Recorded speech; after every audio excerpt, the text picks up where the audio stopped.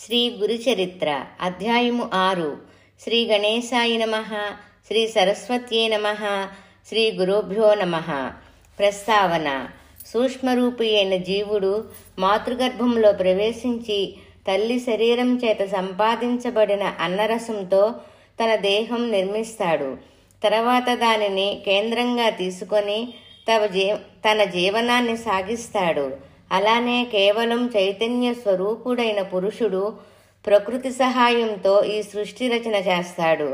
అలా ఏర్పడిన మానవదేహంలోని కొన్ని కీలక స్థానాలలో ప్రాణశక్తి ప్రత్యేకంగా కేంద్రీకృతమయ్యి ఉన్నట్లే ఈ భూమి మీద కూడా కొన్ని క్షేత్రాలు ప్రత్యేకమైన ఆధ్యాత్మిక శక్తి కేంద్రాలుగా ఏర్పడతాయి.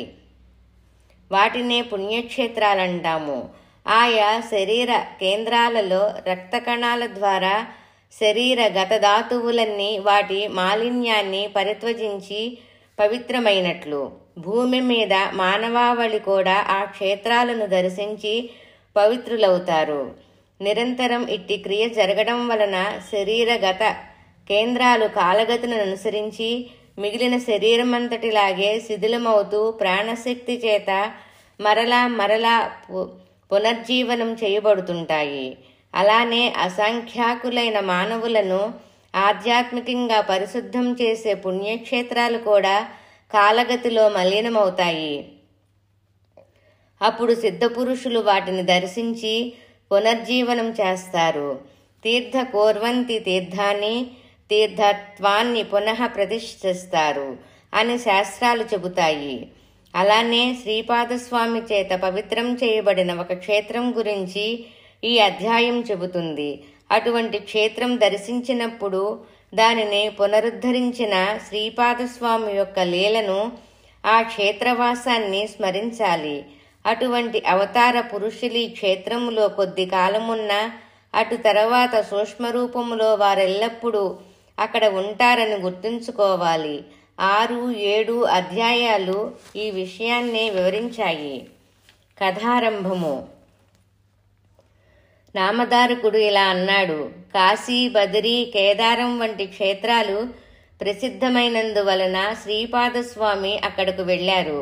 కానీ వారు గోకర్ణానికి వచ్చారని మీరు చెప్పారు. ఆ క్షేత్ర ప్రాధాన్యత వివరించగోరుతున్నాను. దానికి సిద్ధుడిలా చెప్పారు. పూర్వం రావణాసురుని తల్లి కైకసి కైలాసాన్ని పొందగోరి నిత్యము మట్టితో చేసిన శివలింగాన్ని పూజిస్తుండేది.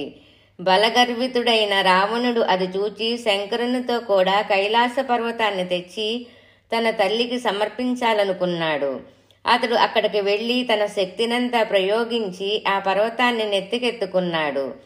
అప్పుడు భూమి కపించిపోయింది. లోకాలన్నీ అకాల ప్రళయములో నశిస్తాయని తలచి అట్టి ఆపదను నివారించమని పార్వతీదేవి శివుణ్ణి ప్రార్థించింది.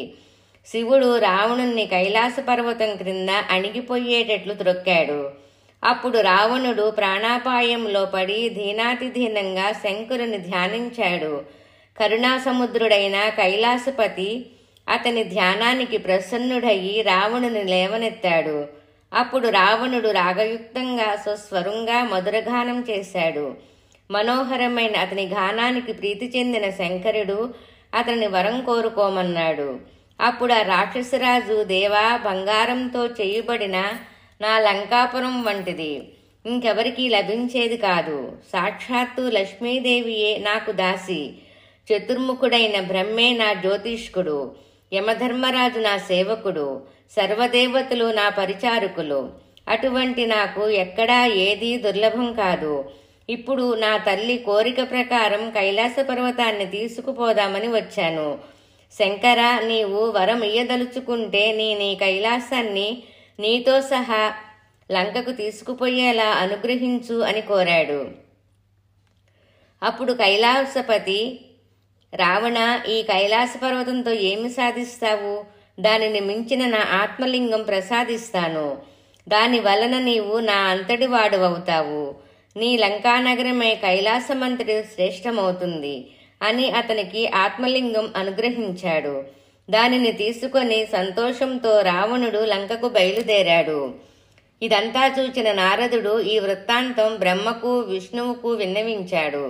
ఆ ముగ్గురు శివుని దగ్గరికి వెళ్ళి, ఎంత పని చేశావు? రావణుడికి ఆత్మలింగం ఎందుకు ఇచ్చావు? సర్వ ప్రాణికోటికి కంటకప్రాయుడు, లోకభయంకరుడు అయిన రావణుడు నీ అంతటివాడు కావడం తగునా అని వాపోయారు.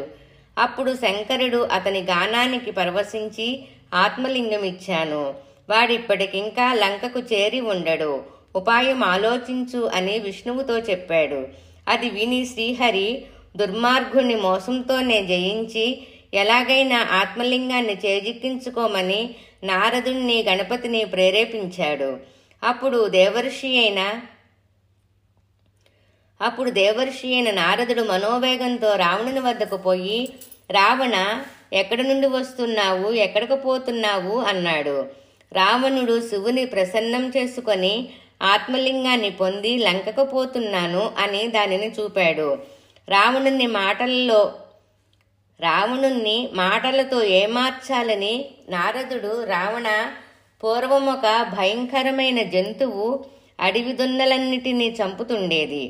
త్రిమూర్తులు దాని వేటాడి సంహరించి దాని కొమ్ములలో నుంచి తలా ఒక లింగము తీసుకున్నారు. ఆ లింగాలనే వారు తమ ఆత్మలింగాలుగా భావించారు. ఈ లింగం తత్సంబంధమైనదే కాబోలు. ఈ శివలింగం ఎంతో పవిత్రమైనది, సాక్షాత్తు శివసాయుధ్యం ప్రసాదించగలదు అని దాని ప్రభావం వివరించబోయాడు. రావణుడు ఈ శివలింగం ఎంతో పవిత్రమైనది, సాక్షాత్తు శివసాయుధ్యం ప్రసాదించగలదు అని దాని ప్రభావం వివరించబోయాడు. రావణుడు, మహర్షి, దీని ప్రభావం వినడానికి నాకిప్పుడు తీరిక లేదు, తొందరగా వెళ్ళాలి అన్నాడు. ఆ మహర్షి, రావణ, సంధ్యా సమయం దాటిపోతున్నదే, నీవెలా వెళతావు అని అక్కడే కూర్చున్నాడు. ఇంతలో ఒక బ్రహ్మచారి వేషములో గణపతి అక్కడకు వచ్చాడు. అతనిని చూచి రావణుడు, నీవెవరువు, ఎవరి పిల్లవాడువు, ఎక్కడికి పోతున్నావు అని అడిగాడు. ఆ బ్రహ్మచారి, నేను ఉమాశంకరుల పుత్రుణ్ణి, నన్ను పోనివ్వు, నిన్ను చూస్తేనే నాకు భయం వేస్తుంది అన్నాడు. అప్పుడు రావణుడు, ఓ బ్రహ్మచారి, నేను సంధ్యవార్చుకొని వచ్చే వరకు ఈ శివలింగాన్ని పట్టుకో, నాకు ఈ సహాయం చేస్తే నీకు సువర్ణమయమైన నా లంకాపట్టణం చూపిస్తాను, నీకిష్టమైతే అక్కడే హాయిగా ఉండవచ్చు అన్నాడు. ఆ వటువు, అమ్మో, ఇంత బరువైన శివలింగాన్ని నేనెంతసేపు మొయ్యగలను?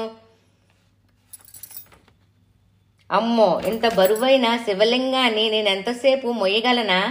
అయినా రాక్షస నివాసం చేత భయంకరమైన ఆ లంకాపురికి నేను రాను బాబు అన్నాడు.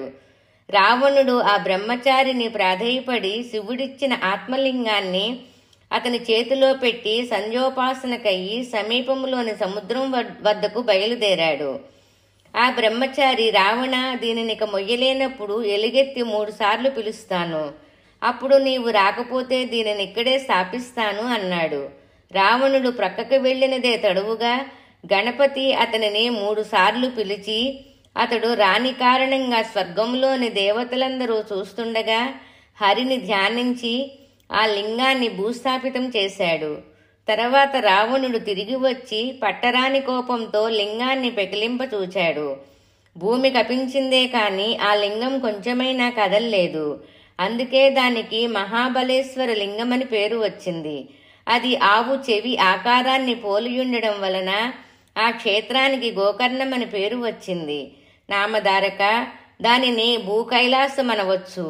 అక్కడ శివుడు సపరివారంగా నివసిస్తాడు. అందుకే అది సజ్జనులు ఎందరికో